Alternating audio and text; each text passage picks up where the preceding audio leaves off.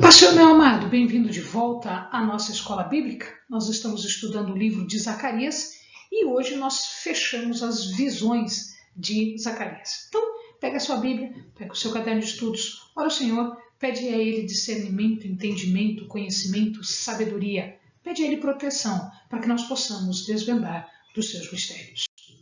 Então, nós estamos ainda nas visões, mas hoje nós fechamos a 7ª e a 8ª visões. Fechamos todas as visões. Vamos lá. A 7ª visão era de uma mulher dentro de um cesto. E ele chama isso de Efá. Na verdade, era um cesto, e esse cesto tinha uma tampa de chumbo, de acordo com a palavra. Então, tinha uma tampa de chumbo e uma mulher dentro deste cesto, deste Efá. O que era um Efá? Efá é um vasilhame com capacidade, era uma unidade de medida, portanto, tinha uma capacidade de 22 litros. Não era muito grande. 22 litros onde se guardava farinha, principalmente farinha.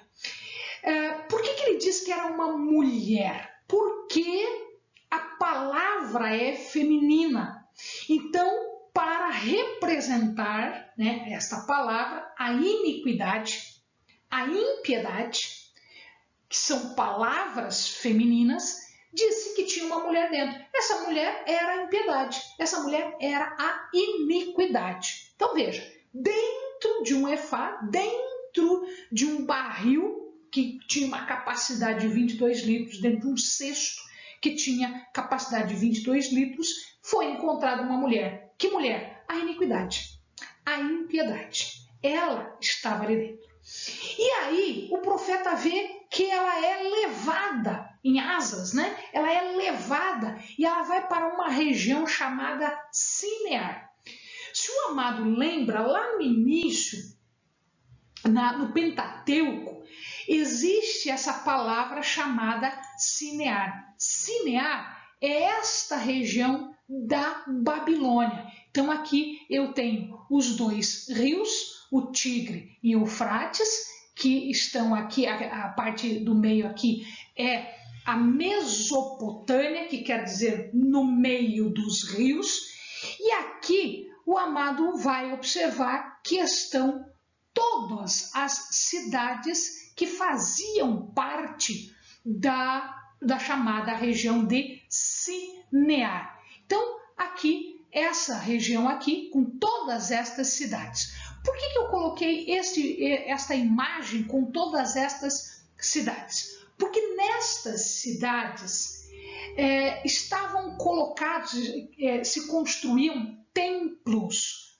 para alguns deuses pagãos. Então, cada quadradinho desse aqui, cada quadradinho aqui é uma cidade onde existiam templos, onde existiam áreas de adoração com um templo específico para. Ora, por que ele tirou essa iniquidade, essa impiedade? Ela foi levada para Sinear, porque ela foi levada o mais longe possível de Judá. Então, Deus estava tirando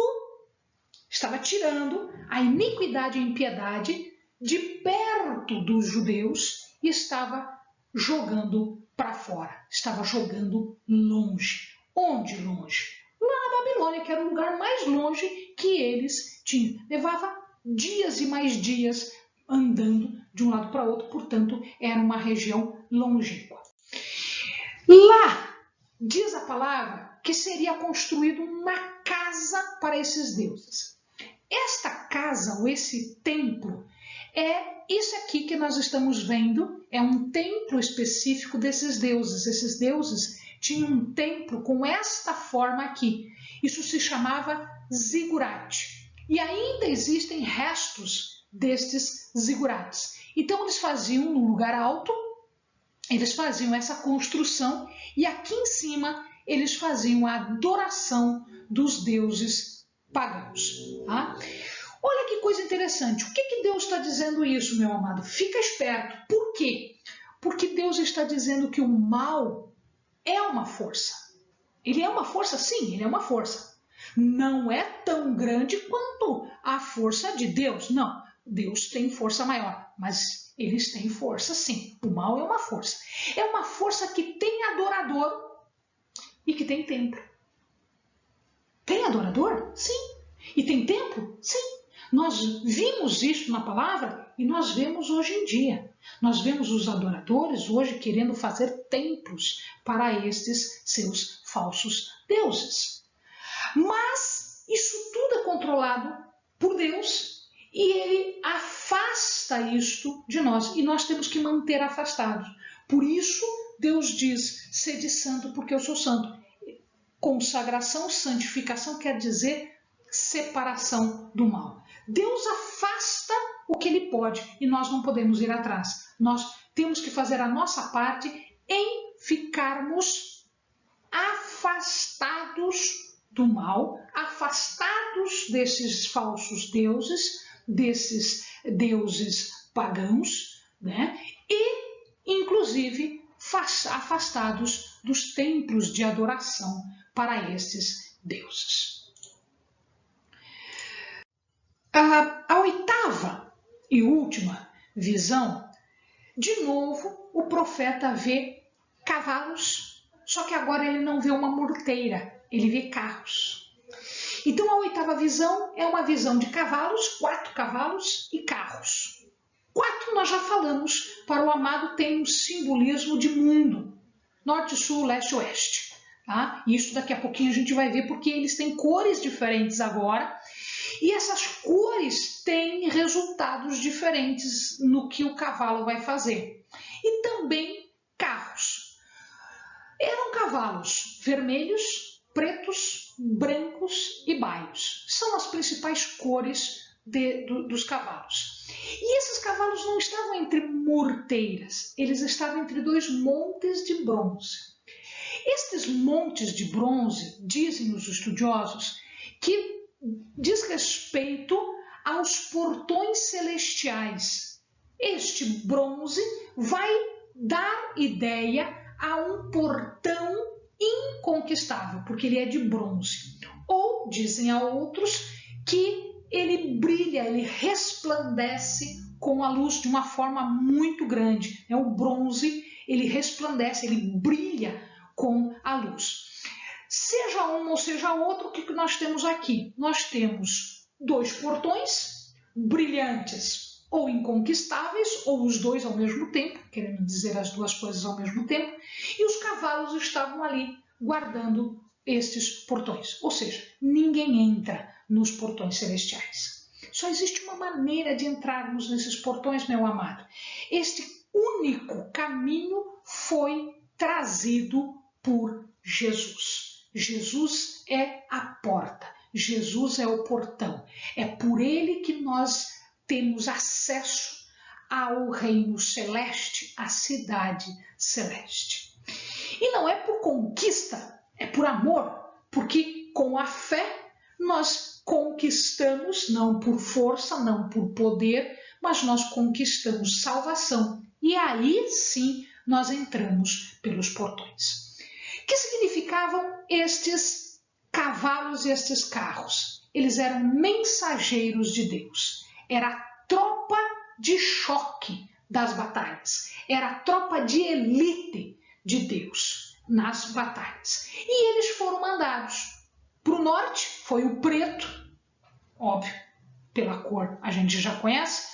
A oeste foi o branco, no sul foi o baio e leste foi o vermelho. Então, norte, sul, preto, baio, leste, vermelho, oeste, branco. Né? Então, nós temos aqui todos os cavalos indo para todas as regiões do mundo. E se eles eram tropa de choque, o que eles foram fazer? Eles foram batalhar, batalhar por Deus, batalhar pelo reino de Deus. Eles eram mensageiros de Deus, a sua mensagem de salvação. Eles foram para os 4 pontos, eles foram percorrer toda a terra, tudo. Tudo está sob o domínio, sob o poder de Deus. Os cavalos aqui, lembrem-se, tem significado de poderio de guerra. E uma coisa interessante, toda vez que se fala em guerra, toda vez que se está mencionando a guerra, os profetas, não só este profeta Zacarias, mas os outros também, eles falam do norte. Norte era a região símbolo de invasão contrária, porque as principais nações estavam ao norte de Jerusalém, à exceção do Egito, que estava ao sul, mas todas as outras estavam ao norte de Jerusalém. Então, quando o profeta fala que vem do norte, é porque vem exército contrário. Então, a maioria estão para lá, o norte vinham os exércitos. E aí a palavra diz, do norte, o Espírito estava repousando. Ora, se ele está repousando, ele está tranquilo, ele está confiante. O que aconteceu? Foi vencido o norte. Se vêm os exércitos do norte, se os exércitos contrários vêm do norte e agora o norte fez o Espírito repousar, significa dizer o quê? Que o norte foi vencido. E se o norte foi vencido, todos os outros estavam vencidos. Todos os outros, norte, sul, leste, oeste, foram sujeitos ao poder de Deus. Todos eles pertencem a Deus porque eles foram sujeitados pelo poder de Deus. Aqui, amado, uma coisa super importante que nós precisamos dizer. Quer as pessoas ou não quer as pessoas, é assim que Deus vai fazer. A terra pertence a Deus, queira ou não. Ah, mas eu não concordo. O problema é seu, se você concorda ou não. A terra pertence a Deus. Ah, mas eu não aceito. O problema é seu se você não aceita. Aceite ou não, a terra pertence a Deus. Queira ou não, a terra pertence a Deus. O teu querer, o teu aceite não vai modificar em nada o poder de Deus. Vai modificar para você o teu futuro, né? Se você aceita, se você quer ou não. Mas para Deus não vai fazer a menor diferença você querer ou não, você aceitar ou não. O poderio de Deus está aí, ele é. Não depende de aceitação nenhuma, porque o poder de Deus é superior aos homens, é superior a qualquer poder mundano, a qualquer poder do mundo. Deus dá ordem a quem Ele quiser e sobre o que Ele quiser, porque Ele é soberano, porque Ele tem a terra toda em suas mãos. Queiram as pessoas ou não, aceitem ou não as pessoas. O poder de Deus é o poder de Deus. Era, é e será. A vontade de Deus vai ser feita. Queiramos ou não, aceitemos ou não. Pode relutar o quanto quiser. Este é o resultado do poder de Deus. O poder de Deus significa dizer que ele vai exercer soberania e as coisas vão acontecer de acordo com a vontade dele. Quem para salvação, salvação. Quem para perdição, perdição. É você que toma a decisão de um lado ou de outro. E aqui ele fala também de uma coroa.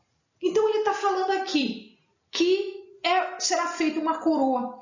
E ele determina, então, antes disso, ele determina que Zacarias, o profeta, ele receba uma pessoa de nome Heldai, que eles estão vindo da Babilônia, estão chegando, né, em Jerusalém, e ele diz, Zacarias, você vai receber Heldai. O que quer dizer Heldai? O nome Heldai quer dizer o mundo é do Senhor. Então Zacarias tem que receber o Heldai, o mundo é do Senhor. Ele tem que receber também um outro Tobias, não o Tobias que a gente viu atrás, lá quando falamos de Esdras e Neemias, esse é outro Tobias. Ele está vindo de Babilônia e o nome Tobias quer dizer Deus é bom. E ele também tem que receber uma outra pessoa vinda de Babilônia chamada Gedaías. E Gedaías quer dizer Jeová julga. Na casa de um tal de Josias, que quer dizer o Senhor conhece. Então, olha lá. Ele diz, Zacarias, você vai receber Heldai, Tobias, Gedaías na casa de Josias. Tá? Então, Zacarias, você vai receber o mundo é do Senhor, Deus é bom, Jeová julga, na casa do Senhor conhece. E lá o que vai acontecer? Ele vai ensinar, ele vai dizer, ele vai instruir Josué que pegue prata e ouro e faça coroas para Josué. Este Josué, o sumo sacerdote, ele vai fazer coroas para Josué. Agora aqui uma coisa interessante, alguns autores dizem que não eram mais de uma coroa. Alguns dizem, não, eram duas, uma de ouro e uma de prata. Eram duas, pelo menos duas, por isso no plural. Outros dizem, não, esse plural está aí porque no hebraico não existe superlativo. Então, quando eles querem falar alguma coisa no superlativo, eles falam no plural. Então, quando ele diz coroas, ele quer dizer que é uma super coroa, que é uma coroa magnífica, que é uma coroa sacra, que é uma coroa plena. Tá, mas e ouro e prata? Dizem eles que era uma super coroa, uma coroa magnífica, sacra e plena, entrelaçada de ouro e de prata. Tá? E ele fala assim, assim diz o Senhor dos Exércitos, aqui está o homem cujo nome é Renovo. E aqui a gente para um pouquinho, porque o nome Josué não quer dizer renovo. O nome Josué não quer dizer renovo, mas ele era o sumo sacerdote. Então pode ter significado espiritual isso, simbólico isso. Então aqui está o homem cujo nome é Renovo. Quem tinha esse nome Renovo era Zorobabel. Então alguns dizem que ele estava falando, né? Zorobabel estava perto, ele se vira para Zorobabel e diz, aqui está o homem cujo nome é Renovo. E ele brotará do seu lugar e edificará o templo do Senhor. E isso combina, porque foi Zorobabel quem terminou o templo. Mas este renovo, dizem alguns, ele também quer dizer Jesus, que era o renovo, que era o Messias. A gente já vai ver melhor isso. E aí, esse edificará o templo do Senhor, porque veja, ele diz edificar e não reedificar. Ele não está refazendo, ele está edificando, está fazendo, primeira vez. Então ele está dizendo o seguinte, que este renovo é Jesus e que ele vai fazer um templo de verdade. O templo final, o templo, nós, tá? Pela salvação trazida por Jesus. Ele mesmo edificará o templo do Senhor e levará a glória e assentar-se-á e dominará no seu trono. E ele será sacerdote no seu trono. Olha, ou ele era sacerdote, ou ele era rei. Mas quando ele diz ele será sacerdote no seu trono, quer dizer que ele está acumulando duas funções. A função sacerdotal e a função de rei. Tá? E haverá harmonia entre os dois. Então, por isso que muitos dizem que ele não está falando nem de Zorobabel, nem de Josué. O que ele está falando? Ele está dizendo que tanto Josué quanto Zorobabel estão ali representando um futuro rei sacerdote. Ora, quem foi o rei sacerdote? Jesus. E ele continua. Então veja lá, Zorobabel quer dizer renovo de Babilônia. Então não era Josué, era Zorobabel. Mas Josué havia recebido roupas limpas, a gente viu numa das visões anteriores, quando ele está diante do Senhor, né? E Satanás acusando ele, ele diz, tira essa roupa suja e bota uma roupa limpa. Então veja que eu tenho aqui essa incerteza, ou é Zorobabel ou é Josué.